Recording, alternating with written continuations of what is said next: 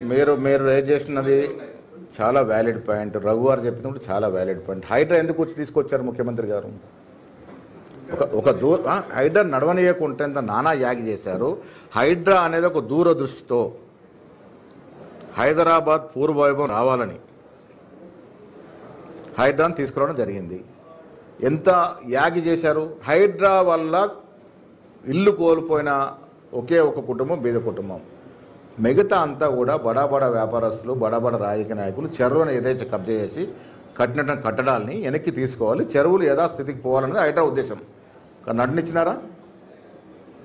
ఎంత ఇబ్బంది పెడతా ఉన్నారు. ఇలా మూసి ప్రక్షాళన మేము నిన్న పొన్నం ప్రభాకర్ గారు మేము సాబర్మతికి పోయాము. ఇదే బీజేపీ నాయకులు మూసిని వ్యతిరేకిస్తూ ఉన్నారు. సాబర్మతిలో చేసింది ఏంటి? నిన్న మేము మొత్తం సమూలంగా పరిశీలించి వచ్చాము. 11.5 కిలోమీటర్లు వెస్ట్ అండ్ ఈస్ట్ బాగా కట్టారు. సాబర్మతి ప్రాజెక్ట్ చాలా పర్ఫెక్ట్గా ఉంది. కొంత డబ్బుతో చేశారు. రోడ్లు వచ్చాయి. ఒక 15% ప్రైవేట్ వ్యక్తులకు అమ్మారు. తద్వారా డబ్బు వచ్చింది.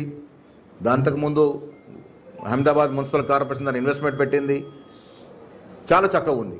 ఇంకా 5 కిలోమీటర్లు ప్లస్ 5 కిలోమీటర్లు వస్తూ ఉంది. అహ్మదాబాద్ సుందరంగా తీర్చిదిద్దబడ్డది.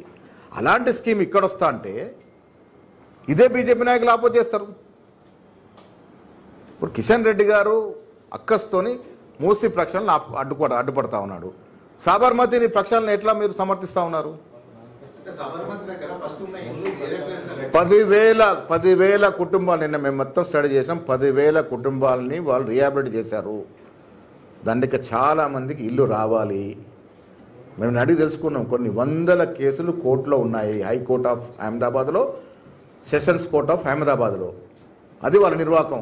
మేమిక్కడ రీహాబిలిట్ చేయాల్సిన ప్రతి కుటుంబానికి డబుల్ బెడ్రూమ్ ఇల్లు ఇస్తామంటే దాన్ని నానా యాగి చేసి ప్రాజెక్టు ముందుకు పోకుండా, అంటే కాంగ్రెస్ ప్రభుత్వంలో హైడ్రా పరిపూర్ణంగా ఇంప్లిమెంట్ అవుతే హైదరాబాద్ సుందరంగా మారితే మాకు పుట్టగతులు ఉన్నాయని బీజేపీ బీఆర్ఎస్ పార్టీ.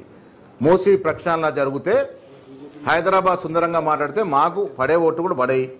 బీజేపీ నాయకుల ప్లాన్ ఏంది? మురికివాడలా ఉండాలి. ఎప్పటికప్పుడు అల్లిబిల్లి కథలు చెప్పాలి. మేము మతం పేరిట, కులం పేరిట ఓటు దండుకోవాలి. మా పబ్బం గడవాలి. కానీ హైదరాబాద్ మాత్రం డెవలప్ కాకూడదు. ఇది కిషన్ రెడ్డి గారి యొక్క నైజం. మూసి నిధులు అడ్డుకుంటాడు. మెట్రో రైలుకి 3వ దశకి నిధులు అడ్డుకుంటాడు. హైడ్రాని అడ్డుకుంటారు. డెవలప్మెంట్ కాకూడదు రాష్ట్రం. అరే మనము తమిళనాడును చూసి నేర్చుకోవాలి. ఒక అంశం వచ్చిందంటే పార్టీలకు అతీతంగా కేంద్రం మీద దాడి చేసి తెచ్చుకుంటారు ప్రాజెక్టులు వాళ్ళు. మనకు ఆ సోయి లేదు. మీరు చెయ్యరు, మా ప్రభుత్వం చేస్తే చేయనియరు. అడుగున అడ్డే లేనిపోని కథలు సృష్టించి బదనాం చేసే ప్రయత్నము. ఇంత మాట్లాడుతున్నారు కదా కరప్షన్ గురించి. మరి గతము ఇప్పుడు మనం వేరు చేసుకొని చర్చకు రావాలి కదా. ఇష్టం వచ్చినట్టు మాట్లాడుతున్నారు. సోషల్ మీడియాని ఇష్టం వచ్చినట్టు వాడుతూ ఉన్నారు. మీరంతా జర్నలిస్టులు. 6th ఎస్టేట్, 5th ఎస్టేట్, మేము 4th ఎస్టేట్.